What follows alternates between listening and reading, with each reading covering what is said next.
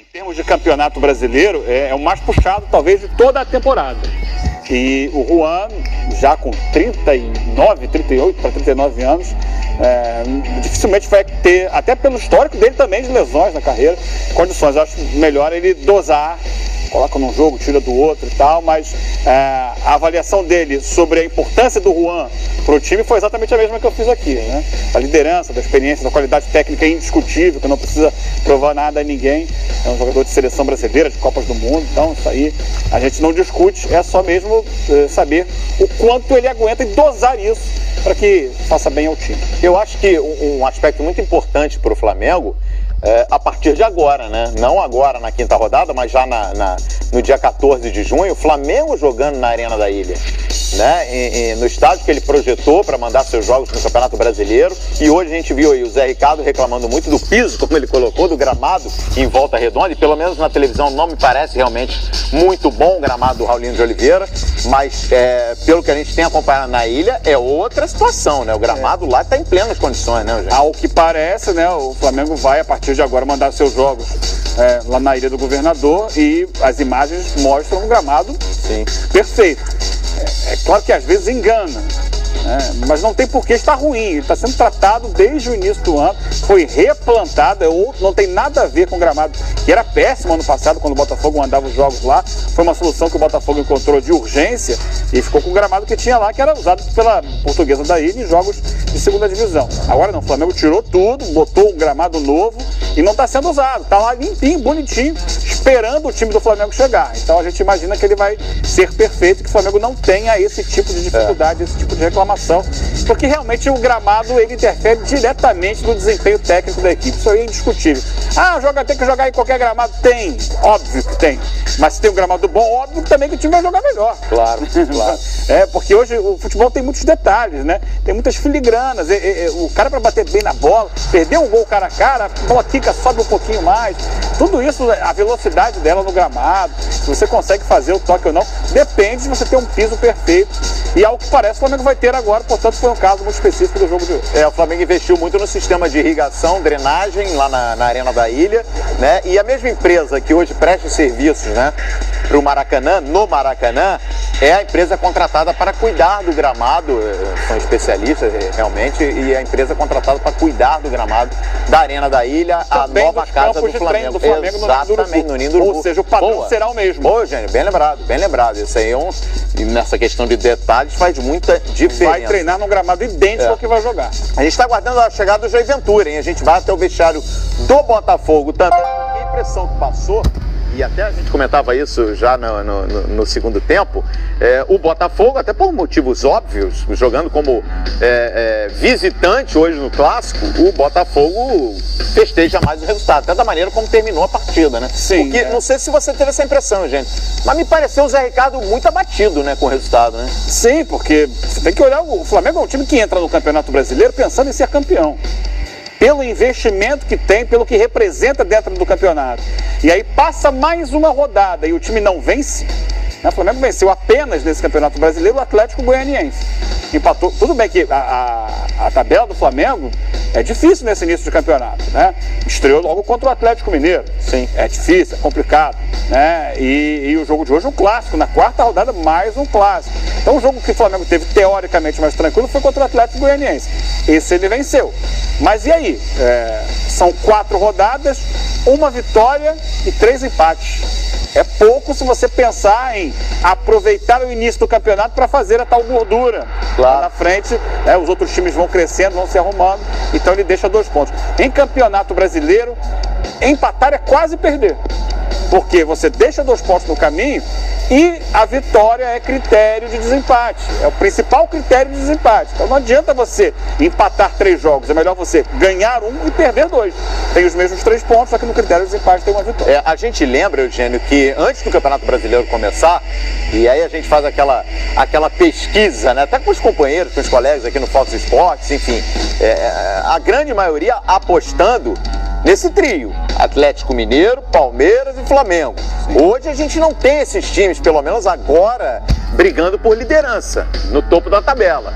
E aí, você falou em gordura, de certa forma fica um alívio ou uma consolação aí para esse início derrapante do Flamengo, olhar para baixo na tabela e ver esses dois, Palmeiras e Atlético, um pouco mais abaixo? Com certeza, porque muito cedo, é óbvio que esses times vão melhorar na tabela. Hoje, inclusive, eles se enfrentam, ou os dois perdem ponto, ou um deles vai perder ponto. Então, para o Flamengo vai continuar realmente tranquilo, se está pensando no foco disso aí. Só que há outros clubes. E a gente começa a ver um Corinthians que tem uma vantagem enorme pelo fato de não estar jogando 3 competições. O Corinthians tem o Campeonato Brasileiro e a Sul-Americana, que é uma competição que é mais espaçada. É um jogo aqui, outro acolá. Aliás, o sorteio da Sul-Americana é 14 de junho. Junto com o sorteio da Libertadores. E da Copa do Brasil na segunda-feira, dia 5. Isso. O pessoal fica perguntando, a gente deixa claro. Aliás, você estará comigo amanhã durante o sorteio. Sim, amanhã de manhã. Bom Dia Fox. É verdade. Então, se você pensa numa disputa entre eles, ok, tá todo mundo começando devagar. Mas aí você olha, caramba, olha lá o Corinthians indo embora. Olha lá o Cruzeiro tentando ir embora. Então, não pode perder pontos, não pode dar mole. E o Flamengo hoje teve condições de ganhar o jogo. Verdade. Essa é a questão. Por isso que no final do jogo, a gente vê o Flamengo lamentando e o Botafogo vai estar um pouco aliviado. É claro que o discurso não vai ser esse. O discurso, a gente busca sempre a vitória e tal. Mas o Botafogo sofreu muito. Por quê? Além dos dois que saíram machucados no primeiro tempo, Vitor Luiz e Ayrton, o Botafogo já não contava com Camilo e Rodrigo Lindoso, vetados antes do jogo. Ainda não tem o Montijo. O Sassá já está fora. Então você vai começar a ver o Botafogo, que tem um elenco teoricamente muito inferior ao do Flamengo, ainda tinha um número de desfalques maior do que o Flamengo. E ainda assim conseguiu um resultado de empate. No final das contas foi igual, embora o Flamengo tenha sido melhor no segundo tempo. O primeiro tempo foi um jogo muito igual e ruim. Muito mascado, muita falta, um jogo muito físico, toda hora parado. Teve uma falta no início do segundo tempo, na entrada da área, eu cronometrei. Demorou 3 minutos e meio para bater. Não existe, isso é uma vergonha mundial. Onde no mundo se demora 3 minutos e meio para bater uma falta, porque o juiz não teve pulso para organizar a barreira. Aí o jogo começou a melhorar, tem um pouco mais de emoção a partir da metade do segundo tempo. Vamos voltar à Volta Redonda? Vamos retornar lá ao Raulino de Oliveira? Dar uma passada com a nossa reportagem, saber como é que está o ambiental por lá? Daqui a pouquinho? Então tá, então já a gente volta lá ao Raulinho de Oliveira para acompanhar. A gente já acompanhou a entrevista coletiva do técnico Zé Ricardo, já fala o Jair Ventura, técnico do Botafogo, e claro, né, zona mista, gente curioso aqui para ouvir os personagens que estiveram dentro de campo nesse empate sem gols, Flamengo 0, Botafogo 0. Eugênio, você falava aí, né, Corinthians, e a gente questionava muito o elenco do Corinthians no início da temporada, fazendo uma comparação com o Botafogo. O Botafogo também não tem um elenco numeroso em termos de qualidade, como tem essas outras equipes que a gente já falava agora há pouco, Flamengo, Palmeiras e Atlético Mineiro principalmente. Botafogo tem uma situação bem diferente, porque tem 3 competições: Libertadores, Copa do Brasil e Brasileirão. E aí, Eugênio, você imagina que daqui a pouquinho vai chegar aquele momento do Botafogo ter que priorizar uma, abrir mão de outra, tem fôlego para jogar as 3? O que você pensa sobre o Botafogo? Ele tem que tentar levar. Ele já faz milagre, né? O trabalho do Jair Ventura, da sua comissão técnica, do seu grupo de jogadores, já é um milagre como está. Só que não dá para abrir mão. Aí eu vou abrir mão da Copa do Brasil. Vai que lá na frente cai na Libertadores, o brasileiro vai ser mais difícil para o Botafogo, naturalmente. Você vai abrir mão da possibilidade de um título? Não. Vai jogar, vai jogando com o que puder enquanto tiver chance. O Botafogo já meio que abriu mão esse ano do Campeonato Estadual, onde botou em vários jogos o time reserva. Embora o discurso oficialmente não fosse esse, abriu mão.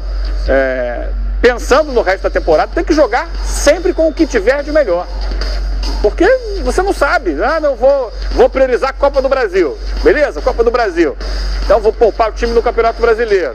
Aí na frente tropeça na Copa do Brasil, pode acontecer, mata-mata, amigo. Em um jogo você, em 15 minutos, você pode ver tudo ir por água abaixo. Como foi o Flamengo na Libertadores? Estava tudo muito bem e de repente em 15 minutos a coisa virou e o Flamengo foi eliminado. Então não dá para achar que eu vou priorizar uma da outra.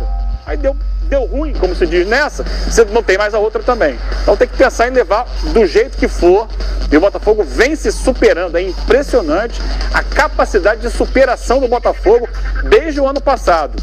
E talvez seja interessante para isso esse fato de não ter o elenco com grandes estrelas. Sim. Porque quando você perde uma peça, a que entra no lugar, o desnível não é tão grande.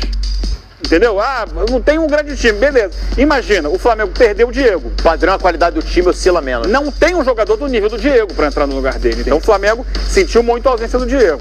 O Botafogo vai perder o Ayrton. Eu falei aqui, tem 4, 5 jogadores num nível parecido ao do Ayrton. Porque você não tem jogador. Encaixa na equipe e a equipe continua com o mesmo padrão. A força é do coletivo, não é do individual. É claro que há peças que se destacam mais. Esse menino que entrou, eu sinceramente não conhecia, recentemente estreou na lateral direita do Botafogo, tem feito boas partidas o Arnaldo. O Botafogo não tinha lateral, botava ali o Emerson, botava ali o Marcelo, botava ali o Bruno Silva, eventualmente, e não tinha lateral. E de repente foi achar um jogador que não era comentado, não era especulado em lugar nenhum. Ele entrou e deu conta do recado, tá ali. Hoje o lateral direito do Botafogo é o Arnaldo. E de vez em quando faz algumas. Hoje no primeiro tempo deu uma arrancada muito boa. Levou o time até a frente, apareceu, se posicionou para receber um passe. Essa jogada que a gente vê a defesa ali, uma bonita defesa do Muralha no ângulo, no chute do Roger, foi toda ela construída pelo Arnaldo, que era um jogador que ninguém falava. Não estava nem nos planos. Então ele entrou e está dando. Então, assim, força do coletivo, trabalho coletivo, por isso o Botafogo está onde está hoje. Bom, vamos dar